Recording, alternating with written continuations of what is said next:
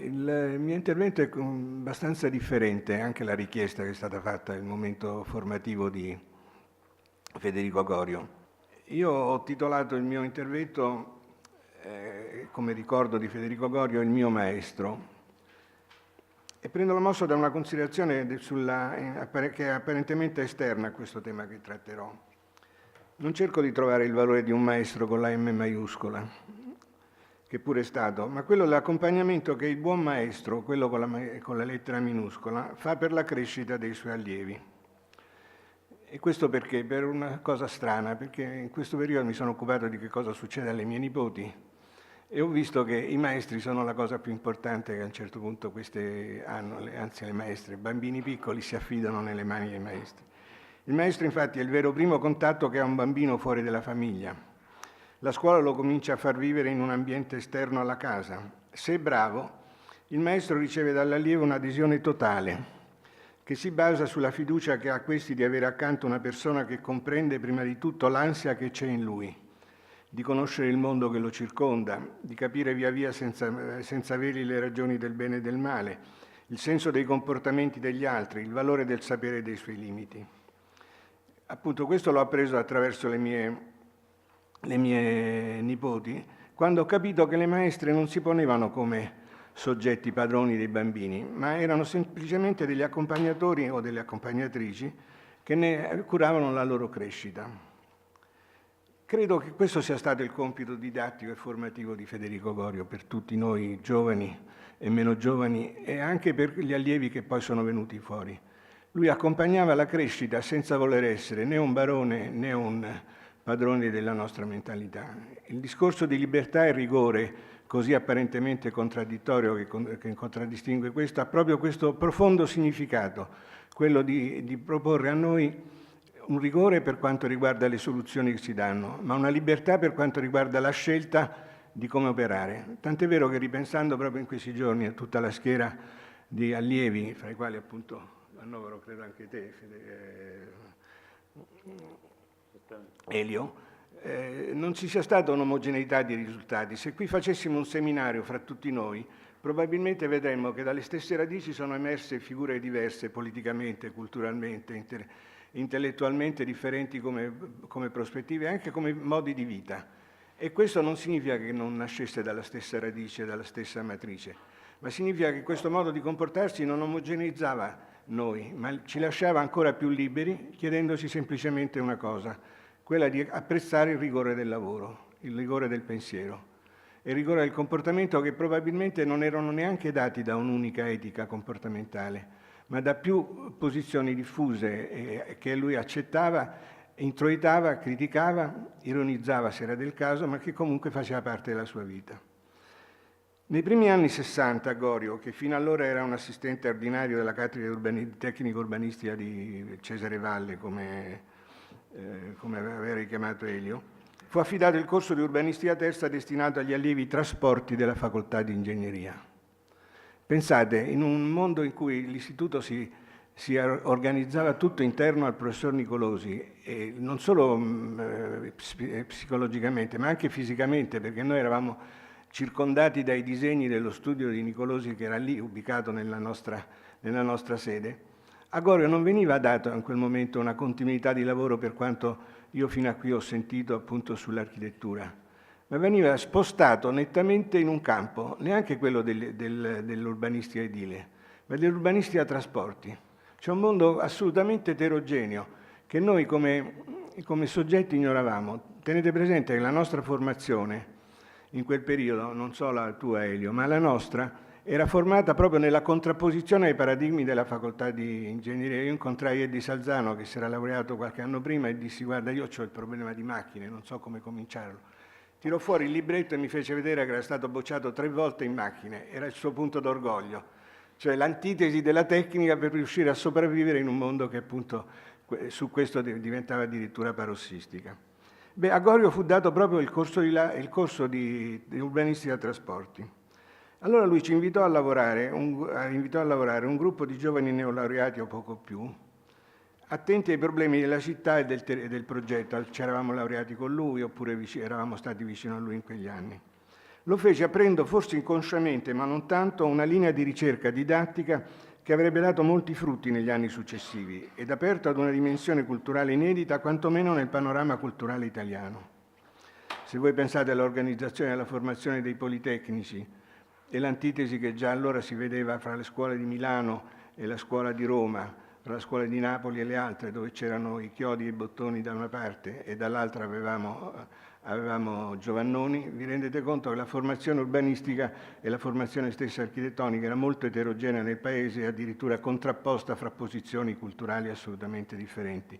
Tenete presente che uscivamo anche da un periodo come quello fascista, dove in realtà tutto l'impianto razionalista era stato tradotto in un impianto di monumentalismo generale. Non dimentichiamo questo periodo e non dimentichiamo le crisi che avevano vissuto la stessa facoltà di Roma fino all'arrivo appunto di Bruno Zevi, l'arrivo di Quaroni e di Piccinato, insomma, no? Le contrapposizioni culturali che aveva prodotto precedentemente.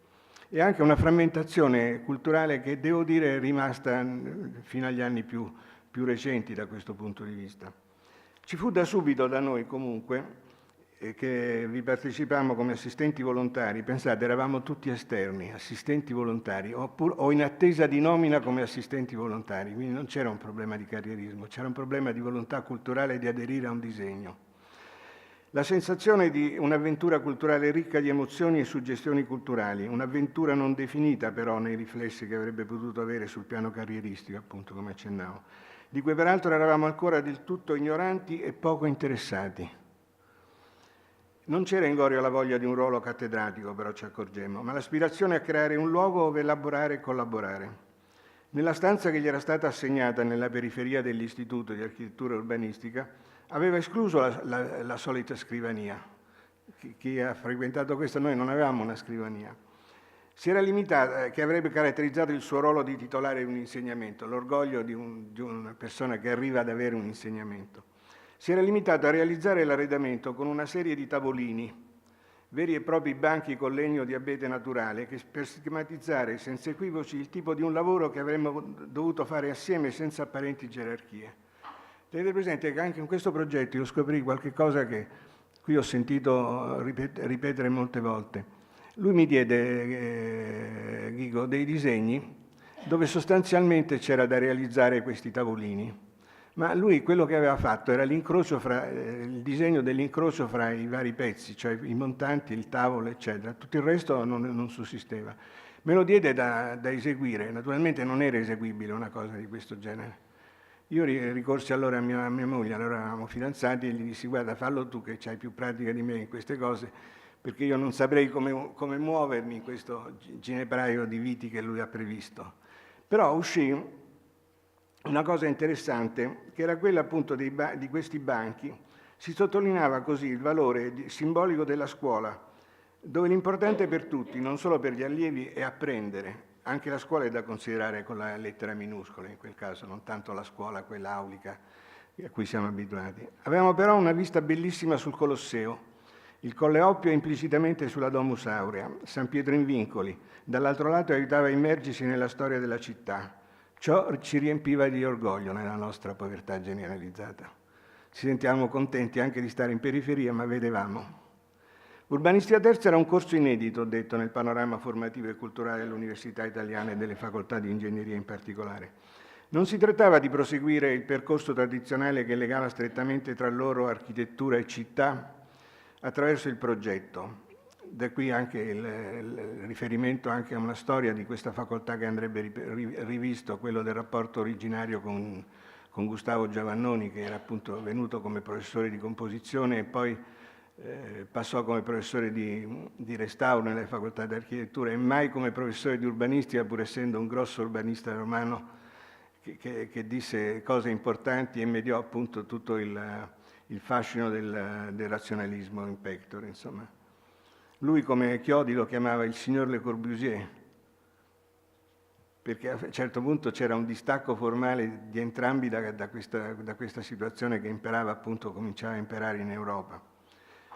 Non si trattava di proseguire quel percorso. Gorio corse da subito che c'era bisogno di costruire una cultura diversa che consentisse di penetrare nel mondo allora peraltro meno complesso delle infrastrutture viarie e ferroviarie, cioè lo accettò come elemento di base, senza contraddirlo. Io forse me ne sarei importato poco e avrei proseguito sulla mia strada. Lui si immerse in queste relazioni, di salvaguardarne i valori tecnici, ma relativizzarne il ruolo di fronte a quelli ambientali e insediativi. Si voleva cioè introdurre gli allievi ai temi del cambiamento che un'infrastruttura, una volta realizzata, impone all'assetto della città e del territorio. Un modo indiretto per capire il senso dell'habitat, un'anticipazione di quelle che sarebbero poi state la VIA e la VAS nella cultura urbanistica, talmente portata avanti in questi anni da non avere più tanto senso. La scelta cadde sull'autostrada del Sole, che si stava realizzando allora con grande enfasi, ma anche sull'ignoranza delle conseguenze urbanistiche che avrebbe portato questa realizzazione. Federico Gorio, mi ricordo, cercava di spiegare il senso di queste conseguenze e il valore di questo tema di riflessione per noi e per gli allievi. Si proponeva come esempio, e poi dopo anni, una volta tornando da Bologna con Quaroni ci passai, che la salita di Radicofani sarebbe scomparsa. A lui lo turbava e gli dava fastidio. Perché? Perché sulla salita di Radicofani c'era un punto di passaggio importante della via Cassia tra Roma e Firenze. E sulla sommità, raccontava Gorio, si fermavano in una locanda per fare colazione i pochi abitanti che c'erano, i cacciatori e i camionisti. E lui ci poneva con grande enfasi. Immaginate dei giovani che si sentono posti queste domande, fra l'altro. Che cosa sarebbe successo di questo luogo una volta che fosse stata realizzata l'autostrada? Si sarebbe perduta una consuetudine di incontro che ormai rappresentava una vera e propria forma di socialità? Però da questi dettagli, da questi elementi che sono venuti fuori appunto anche per l'architettura, parlando negli altri interventi e nella premessa che ne ha fatto Elio Piroldi, il dettaglio era per lui un fatto importante per un altro motivo, perché il dettaglio gli consentiva anche l'intuizione del progetto possibile, l'intuizione di ciò che poteva avvenire successivamente. E il valore strutturale che altri hanno appunto rivendicato nasceva dalla capacità di legare il piccolo col grande in qualunque tema che lui avesse potuto affrontare. E uno di questi era appunto le conseguenze dell'urbanistica. Vi immaginate gente preparata, io mi ero laureato in composizione, affrontare temi di questo genere, considerare i trasporti come soggetti esterni, come soggetti, fra l'altro in quel momento minoritari, perché non avevano come noi una cultura della composizione e dell'architettura. L'aneddoto di per sé appunto è insignificante, ma dà il senso di un processo di elaborazione culturale che partiva spesso dall'intuizione, come ho detto. Gorio lo enfatizzava nelle sue caratteristiche peculiari e nelle molteplici relazioni che se ne potevano sussumere, per poi invitarci a tentare di razionalizzarlo, e lì sta il rigore invece, se è del caso, misurarlo e cercare quanto essa sarebbe potuto diventare oggetto più o meno importante della progettazione. E di una progettazione che, tenete conto, non volevamo fare perché non ci sentivamo in grado di offrire agli allievi trasporti il senso della progettazione, perché non avevano gli strumenti precedentemente acquisiti da noi e si occupavano di infrastrutture. Lavorammo su questi altri temi con Gorio per quasi un decennio. Alla base rimaneva il senso di una ricerca didattica che si arricchiva attraverso la sperimentazione sul campo di riferimenti culturali sempre nuovi. Non ci si occupava del piano regolatore, qualcuno l'ha sottolineato. Gorio non amava il piano regolatore e in questo disamore credo che abbia associato molti di noi, così come altri invece ne sono rimasti entusiasti e appassionati della regolarità apparente che poteva dare la normativa urbanistica. Ma più dei valori che si scoprivano via via da chiavi di lettura differenti, suggerite dagli antropologi come quelle di Levi-Strauss. Dai sociologi si citava appunto il movimento di comunità di Adriano Olivetti, che era stato per Gorio una delle frequentazioni importanti nei primi anni della sua carriera. Si citava appunto Sassi di Matera e La Martella, e soprattutto la cultura che forniva Olivetti a interessare Gorio. Anche le ipotesi americane importate appunto dagli studiosi in quel periodo erano enfatizzate dalla rivista Comunità, erano una cosa importante per lui. Dalla stessa sistemistica, e qui richiama la facoltà di ingegneria con von Bertalanffy che ci invitò a studiare. Non mancava l'attenzione a quanto proponeva la cultura anglosassone. Alexander con la città non è un albero era divenuto, con non poche difficoltà anche per noi, un paradigma di riferimento. E tale era rimasto per lungo tempo. Quando Gorio scrisse un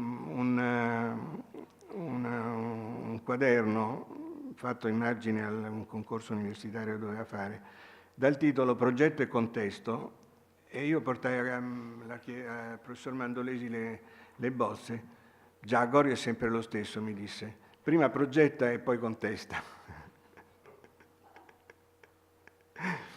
Lui lo comprendeva benissimo, però ne coglieva appunto un aspetto del suo carattere che era particolarmente significativo. Imparammo anche a conoscere in quel periodo, e non è stato poco, Gorio come uomo. Il suo carattere schivo, il suo modo di essere solitario in mezzo alla folla, era una cosa impressionante questa per me, quello appunto che non seguiva la folla ma era autonomo nelle decisioni, e che gli urbanisti con le loro grida di dolore a lui davano profondo fastidio, insomma, erano i delusi dalla ricostruzione post-bellica che avevano cominciato a criticare e valutare. Pensate che noi ci stiamo avviando agli anni 68, quando all'uscita di un congresso dell'INU c'è la contestazione piena di tutto il periodo precedente della cultura urbanistica, insomma. Il suo modo di evitare approcci e valutazioni manichee, i suoi silenzi e le sue improvvise ironie dalle quali non sapeva sottrarsi, era sarcastico in certi momenti, ne parlavo prima con Fiorenza e con Raffaella, altre volte appunto era terribile da questo punto di vista. Le sue intime aspirazioni, il romitaggio della casa di Torno sul lago di Como, che voi avete visto qui, illustra, lui ce ne parlava come di una cosa auspicata e desiderata, per la quale voleva abbandonare poi Roma, insomma, per ritirarsi qualche giorno lì. Ma non so se poi ci riuscisse, voi due me lo potete dire, perché era più un'aspirazione. Il suo rapporto con le figlie, le avevo conosciute bambine nel suo studio di Via dei Traversari, le avrei ritrovate più tardi studentesse quando venivano a trovare papà nell'istituto e poi nel dipartimento. Ed era un piacere per questa familiarità che Gorio assegnava a questo. Non so se voluta da lui o imposta dalle figlie, ma comunque voi eravate dentro e venivate, insomma. Dall'esterno si riflettevano su di noi i suoi successi, e questo era strano perché nella cattedra se ne parlava pochissimo. Di progettista, prima via Cavedone, poi Casale Gomez, poi gli altri interventi di cui si è parlato. Di responsabile di importanti asset della politica edilizia del nostro paese come la Gescal, ma non ne parlava facilmente, il suo riservo era un altro dato del suo carattere. Come lo era stato per quanto riguarda il difficile iter della sua carriera universitaria. Non dimentichiamo appunto che la carriera universitaria di Gorio fu molto dura proprio perché era già molto più avanti di tanti altri che invece avevano conquistato la loro docenza giovani, insomma. Voi pensate che io conobbi, e mi dispiace non ci sia Corrado Beghinò, ma gliel'ho già raccontato, conobbi Corrado Beghinò un pomeriggio in cui venne a casa di Gorio, e io occasionalmente ero lì, e Corrado gli faceva vedere i suoi titoli di docente per il concorso per ordinario. Io che pensavo Gorio al di sopra di tutte le cose, non capivo neanche che cosa fosse l'ordinariato come passaggio successivo, vidi lui che spiegava a Beghinò come avrebbe dovuto fare e gli correggeva i titoli. E poi andando via Gorio mi disse, sai, lui vincerà il prossimo concorso, a cui partecipava anche lui e che lui non avrebbe vinto. Quindi questo ci veniva fuori da riferimenti strani, improvvisi, come rigurgiti della sua vita, così come il suo rapporto con Nicolosi, che era molto difficile da questo punto di vista, proprio perché in fondo l'essere nella periferia del Dipartimento gli aveva ridotto lo spazio enormemente. Per noi in quegli anni era sufficiente imparare a lavorare con lui. Per quel che mi riguarda, ripensai al valore culturale di questa esperienza quando in un numero della rassegna che componemmo coralmente alla fine, ridefinì il senso dell'esperienza di urbanistica terza. Lo riporta nel volume su Gorio Giulio Tamburini che ho trascritto qui non andando alla rivista. L'insegnamento dell'urbanistica è come un esercizio sull'asse d'equilibrio, affermava. Da un lato sta l'ansia di tenere il passo con il travolgente avanzare delle scienze, dall'altro la costante attenzione a non perdere il contatto umano con l'incertezza dell'alia, dell'incomprensione, dell'errore e dell'indifferenza di cui in larga parte è costituita la storia. Sosteneva inoltre che in ogni rapporto didattico la scoperta e lo stimolo di ogni vocazione personale, come aiuto alla formazione dell'autocoscienza, richiedono una continua e vigile ricerca di comunicazione.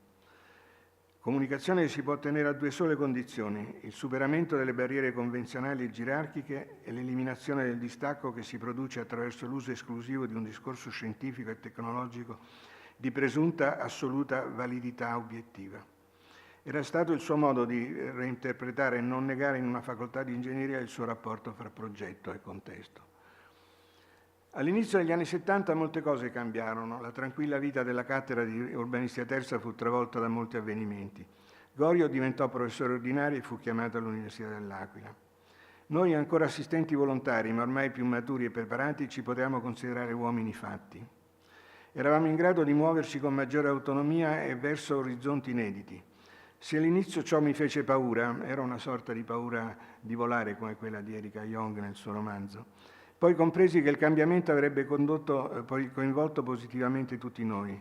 Si aprirono per noi strade nel mondo universitario che la guida di Gorio aveva saputo preparare. Credo che forse pochi docenti abbiano avuto un seguito così spontaneo da un non barone nel campo della formazione dei quadri docenti in Italia, sia nelle facoltà di architettura che nelle facoltà di ingegneria. Dopo iniziò un secondo passaggio che qui vi riassumo molto più brevemente. Iniziò per Federico, peraltro qualche anno dopo, un'altra avventura formativa di notevole respiro, sulla quale è il caso di soffermarci. La scuola di specializzazione in urbanistica per le aree metropolitane. Tu, Luca, l'hai citato proprio perché citavi Amalia Signorelli che lavorava con noi.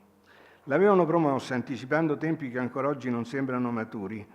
Personaggi eterogenei fra loro: Piero Samperi, allora dirigente del Comune di Roma, con Gorio, e Antonio Ruberti, che allora era preside della facoltà e che intuiva molto il senso era stato un dirigente industriale, quindi non veniva da una formazione università accademica tradizionale, ma intuiva la funzione della sistemistica come elemento dipanatore della complessità. Ne fui coinvolto da Gorio e divenne per me un centro di interesse culturale per molti anni. Palazzo Baleani, a Corso Vittorio di fronte alla Chiesa Nuova, ne fu la sede. E anche questo un gioiello della vecchia Roma che si proiettava su un non ben definito futuro della città. L'interdisciplinarità, o se si vuole la multidisciplinarietà, era la base della concezione della scuola. Furono invitati a parteciparvi come docenti, economisti, sociologi, geografi, ovviamente noi urbanisti, trasportisti, esperti in scienze della terra, in diritto urbanistico, studiosi di sistemistica, storici della città e del territorio. Tra gli economisti c'era Franco Franciosi, che era della scuola di Federico Caffè, Landini appunto come geografo, cioè c'era un parterre selezionato con grande attenzione da parte di Gorio, proprio perché potessero essere delle voci che cominciavano a dialogare, accettando un rischio che queste voci non si conoscevano e non avevano mai parlato insieme da prima, e che gli studenti, che poi erano laureati in architettura e in ingegneria, si sarebbero praticamente ritrovati queste voci eterogenee senza sapere come avrebbero potuto rispondere. L'impegno anche in questo caso non era quello di dare soluzioni e valutazioni conclusive del fenomeno metropolitano nei progetti di assetto, ma di capire il senso e il valore della forza attrattiva della città, ormai oggetto di inedite forme di concentrazione di gente e di interesse. Pensate, dal dettaglio costruttivo di un nodo di via Cavedone a passare all'area metropolitana, il passaggio non è semplice, insomma, no?